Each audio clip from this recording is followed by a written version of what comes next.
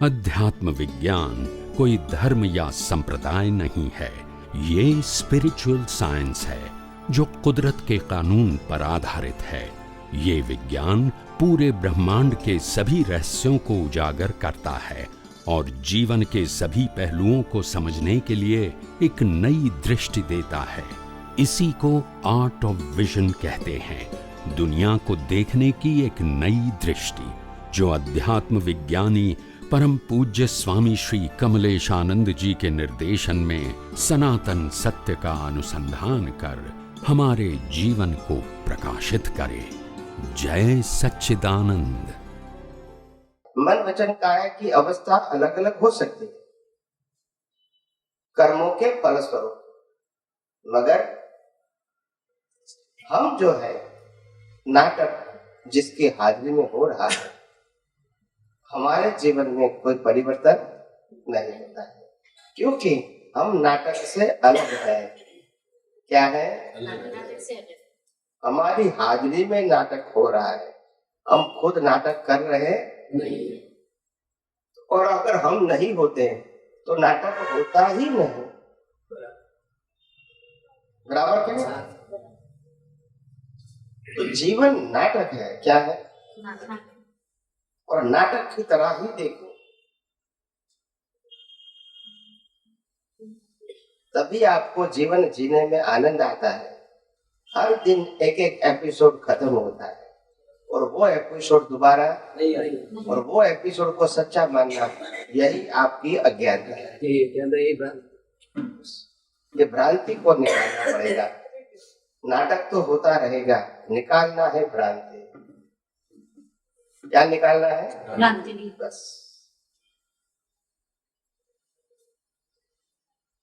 समझ में आता है सबको? जीवन सत्य भी है और असत्य भी है। क्या बताया? सत्य इसीलिए है कि जो कुदरत के कानून से जीवन चलता है। किसके कानून से चलता है? कुदरत के कानून। इस हिसाब से सत्य है। मगर तुम जिन जिन व्यक्तियों के साथ व्यवहार करते हो, तो व्यवहार तुम जो करते हैं वही सामने वाला करेगा, वो जरूरी नहीं है। ऐसा सत्य नहीं है। समझ में आया है? तुम ऐसे जीवन को टैली करने जाओगे तो टैली नहीं होगा। और यही हमारी अज्ञानता होगी। जीवन टैली करने के लिए है ही नहीं। जीवन अपने कर्मों को खपाने के लिए है, और कर्म पिछले अवतार में किया है, आज कैसे टैली करोगे? हो सकता है? नहीं। जब पैदा होते हैं, जन्म लेते हैं, तो भिखारी के घर में पैदा होते हैं, क्यों कंप्लेन नहीं करते? बोलते नहीं। फिर क्यों कंप्लेन नहीं करते? चॉइस नहीं। जब जन्म चॉइस नहीं है तो जीवन क्या है? चॉइस है? वो भी चॉइस नहीं है। मृत्यु क्या है?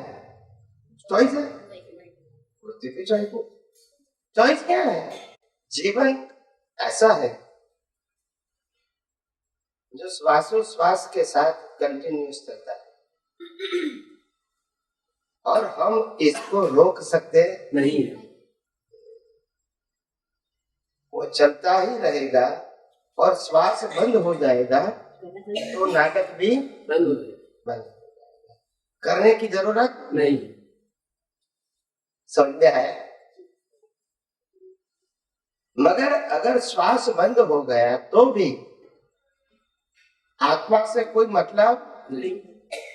अभी वो नए बॉडी में चला जाएगा। समझ में आया? तो सुख दुख की अनुभूति वो आत्मा का स्वभाव नहीं है, और शरीर का स्वभाव भी नहीं। अगर शरीर सुख दुख की अनुभूति करता है, तो फिर जब इसको जला दिया जाता है तब दुख की अनुभूति होनी चाहिए। होती है? क्यों? वो भी है, जड़ है आत्मा की हाजिरी नहीं है,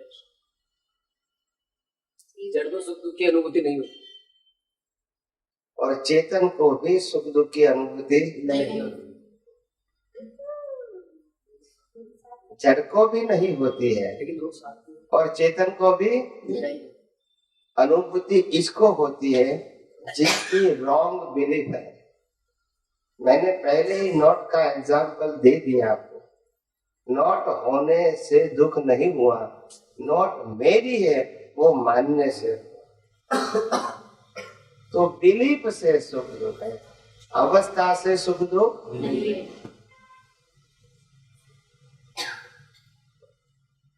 और कुदरत का कानून जैसे जैसे समझ में आएगा तो आपको मालूम होगा। जब छोटी मुश्किलियां आती हैं वो हमको मुश्किलियां लगती है, डिफिकल्टी लगती है, मगर वो कहाँ तक रहेगी जब और कोई बड़ी नहीं आएगी वहां तक रहेगी, और बड़ी आएगी तो वो भूल जाएंगे। बोलते नहीं है। अगर किसी को 5,000 रुपया दिया है 1 महीने के लिए, 6 महीने तक वापस देता तो हम इसके घर पे जाएंगे, फोन करेंगे, मिलने का प्रयास करेंगे, मांगेंगे। ऐसा 4-6 महीना और चलता रहेगा। फिर कोई व्यक्ति 1 लाख रुपया ले जाएगा, वापस नहीं देगा तो वहां का करेक्शन 5,000 का खत्म हो गया है। 1 लाख के लिए मेहनत करो। यस के नो? देखो साइकोलॉजी कैसे काम करती है वही मैं बताता हूं। जब पाँव में दर्द है, जोड़े में दर्द है, कमर में दर्द है और दर्द हम फील कर रहे हैं, पर जैसे ही टीवी चालू कर दिया और सीरियल अच्छी आ गई तो दुख वो भूल जाते हैं। ये भी चमत्कार है। मेडिसिन की जरूरत नहीं। नहीं, ये हम सब अनुभव कर रहे हैं। ये कोई चमत्कार की बात नहीं। बिल्कुल प्रैक्टिकल है। क्या है? ऐसे ही ज्ञानी पुरुष कहते हैं कि सुख दुख दोनों भ्रांति है। क्या है? और वो सिर्फ बिलीफ है। क्या है? हकीकत नहीं है। कितना भी टेंशन है, कितना भी दुख है, या जीवन में कितने भी प्रश्न होते हैं, मगर जैसे ही रात को सो जाते हैं सब गायब, और सुबह जागे के फिर वही शरीर, वही आत्मा। यस और नो? यस। और ज्ञानी यही कहता है, जिस प्रकार से 8 घंटे की नींद लेकर सब कुछ भूल जाते हैं, ऐसे जीवन के अंदर हर समय प्रकृति की अवस्था में अपने ज्ञान दर्शन के उपयोग से सोते रहोगे तो कभी सुख दुख की अनुभूति नहीं। ज्ञान दर्शन से सोते रहो। प्रकृति बोले जागती रहे, काम करती रहे। ज्ञान दर्शन से सोने का मतलब वहां ज्ञान दर्शन का उपयोग करने की जरूरत नहीं। वो सो गए।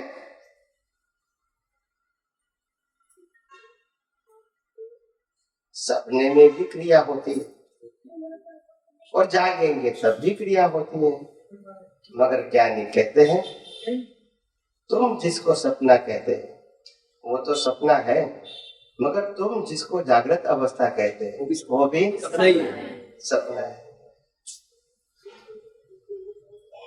एक सपना छोटा है और दूसरा सपना बड़ा है। बस। और सपनों का प्रिंसिपल क्या है? जब रात को सो जाते हैं तो सपना शुरू होता है और सुबह उठते हैं तो समाप्त हो जाता है। करेक्ट? और ये जीवन का सपना कैसा है? जब जन्म लेते पहली बार आंखें खोलते हैं तो सपना, और जब लास्ट बार आंख बंद करते हैं तो सपना बंद हो जाता है। फिर खुलेंगे तो ये कुछ होगा नहीं। सब ड्रीम। बोलते नहीं है ये लंबा ड्रीम है, वो छोटा है। मगर दोनों सपना ही है। जी। यहाँ भी आंख खोलने से खत्म हो जाता है, यहाँ भी जब अंतिम बार आंख बंद किया, फिर दोबारा खोलेंगे तो ये कोई चीज होगी नहीं, सपना समा। और हम सपने को ही सच मानते हैं, यही हमारी अज्ञानता है। बस सपने को सच मानना।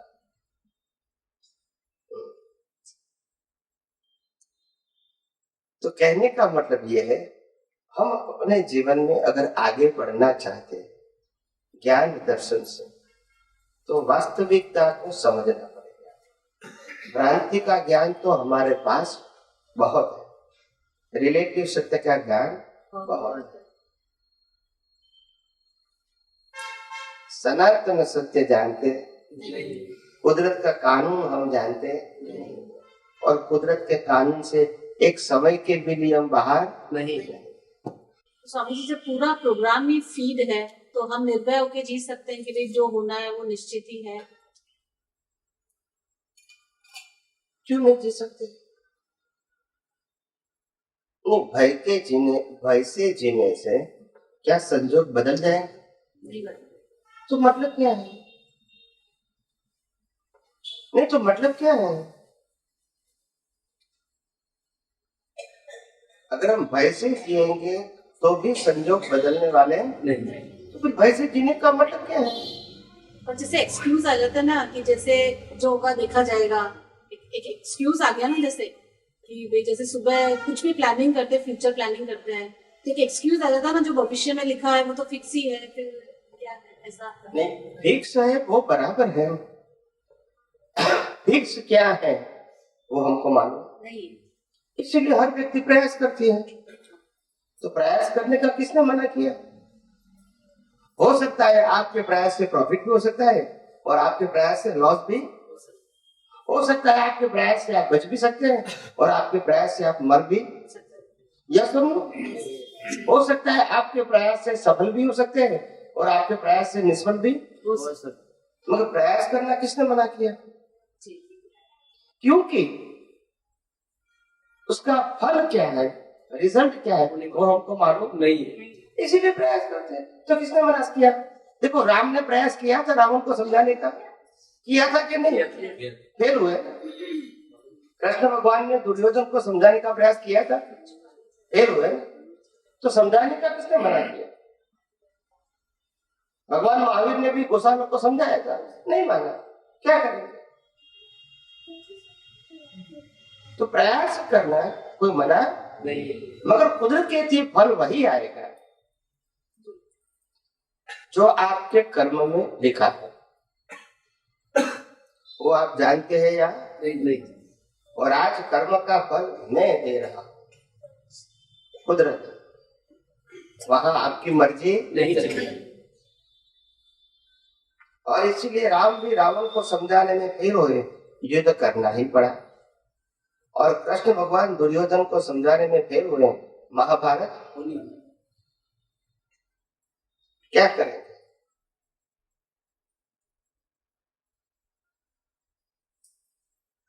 समझ में आया? तो ये तो होना ही था। प्रयास करने का मतलब ये है कि आप कोई भी परिस्थिति में प्रयास करते हैं तो आपको लगता है कि मैंने प्रयास तो किया, फिर आगे क्या कर सकते हैं। तो आपके मानसिक संतोष के लिए प्रयास हो रहा है। मानसिक संतोष कौन सा? मानसिक संतोष। और कुछ नहीं है। समझ में आया? अभी ही लास्ट ईयर यानी 22 मैं अमेरिका में था, करीब जुलाई महीना था, जुलाई 22, और वहां एक गुजराती भाई को लॉटरी लगी, $1 बिलियन। कितना? $1 बिलियन। हालांकि वो लोग मोटर में काम कर रहे थे, पति पत्नी, इनको लॉटरी लगी। लॉटरी कैसे लगी? वो लॉटरी लेने के पक्ष में नहीं थे। वो तो बेचारा नौकरी करता था, $2-3 हजार पगार होगा दोनों का मिलके, क्योंकि रहना खाना सब फ्री देते हैं। आप समझे ना? मॉडल में तो बाकी तो मेहनत करना है, और जो पैसा है आपके बचता है। आप समझे? आपको वहाँ रूम का खर्चा नहीं है, टीवी का खर्चा नहीं है, फोन का खर्चा नहीं है। कभी कभी बड़े लोग होते हैं तो ग्रोसरी भी ला देते हैं, क्योंकि वीक में एक बार लाना है, उनकी भी तो लाना है, तो 50-100 डॉलर की होती है तो ला भी देते हैं। जब सीनियर हो जाते हैं तो इतना काउंट नहीं करते। तो ऐसे व्यक्ति तो इतनी मेहनत करके पैसा कमाते हैं, तो वो लॉटरी लेके कैसे सोचेगा? तो वो लेते ही नहीं थे कभी। मगर एक बार जब वो ग्रोसरी स्टोर के अंदर शॉपिंग करने के लिए गया, और शॉपिंग करते करते करते उन्होंने $89 का शॉपिंग कर दिया और $90 दिया। अभी $1 चेंज नहीं था, तो उन्होंने ऐसे ही बोल दिया कि आप कहो तो $1 की लॉटरी दे दो, $1 बिलियन का बड़ा इनाम है। मिलियन नहीं है। तो फिर तो भी जेम्स तो बोलता था नहीं हमको तो लॉटरी नहीं चाहिए, आप बिल पे लिख दो कि $1 हम दोबारा दे देंगे। फिर वाइफ ने कहा ले लो, इसमें क्या है, हम रोज रोज तो खेलते नहीं है। तो फिर हाँ ना कहने के बाद वो टिकट ले लिया, और टिकट ले लिया और लग भी। बोलो, अभी मेहनत से मिला, बुद्धि से मिला? बोलिए, अपने पुण्य से, अपने कर्मों के फल से मिला, मेहनत से। इसका मतलब ये नहीं कि आप मेहनत नहीं करो, आप बैठे रहो, ये मतलब नहीं। तो मेरा कहने का मतलब ये है कि हम अपने जीवन में मेहनत तो सबको करना है, क्योंकि वो प्रकृति का स्वभाव है, और प्रकृति स्वस्थ तब रहेगी जब मेहनत करती रहेगी, नहीं तो वो भी बीमार हो जाएगी, सुस्त हो जाएगी। इसीलिए मेहनत करना वो कोई ऐसी बात नहीं कि भी नहीं करना चाहिए, मगर आप समझते हो को मेहनत करने का जो रिवॉर्ड मिलेगा वो जरूरी नहीं है। और हमारे गीता में भी कहा है कर्मण्यवाधिकारस्ते मां फलेषु। हे जीव, तुम कर्म करेगा और इच्छा रखोगे तो फिर दुखी होंगे, तो फिर ये तो आप साधारण लोग हैं, मगर जब हमारे सामने इसरो और नासा के जब साइंटिस्ट आते थे और वो जब आध्यात्म विज्ञान की बात करते हैं, लॉ ऑफ नेचर की बात करते हैं, तभी आपको समझ में आता है कि कौन से लेवल की बात है। अभी तो मैं बहुत माइंड बातें करता हूँ, क्या करता हूँ, जो आप डाइजेस्ट कर सको। मैं हायर लेवल की नहीं करता हूँ। और कभी कभी बड़े बड़े धर्मगुरु आते हैं, आचार्य कहो, गच्छाधिपति कहो, जैन धर्म के और धर्म के भी आचार्य होते हैं जो शास्त्रों के ज्ञाता है। उनके सामने जो डिस्कशन होता है, प्रश्नोत्तरी होती है, वो काफी हाई लेवल की होती है, क्योंकि उनकी सोच कहो या उनके पास जो शास्त्रों का ज्ञान कहो या उन्होंने जो कुछ अभी तक जो पढ़ाई किया है उसके बारे में उसके पास जो कुछ भी है वो सामने रखने की कोशिश करते हैं। तो इसीलिए जब उसको मालूम होता है कि हमारे पास जो ज्ञान है वो ज्ञान तो सही है मगर अपूर्ण है। क्या है? गलत नहीं है मगर पूर्ण भी नहीं है।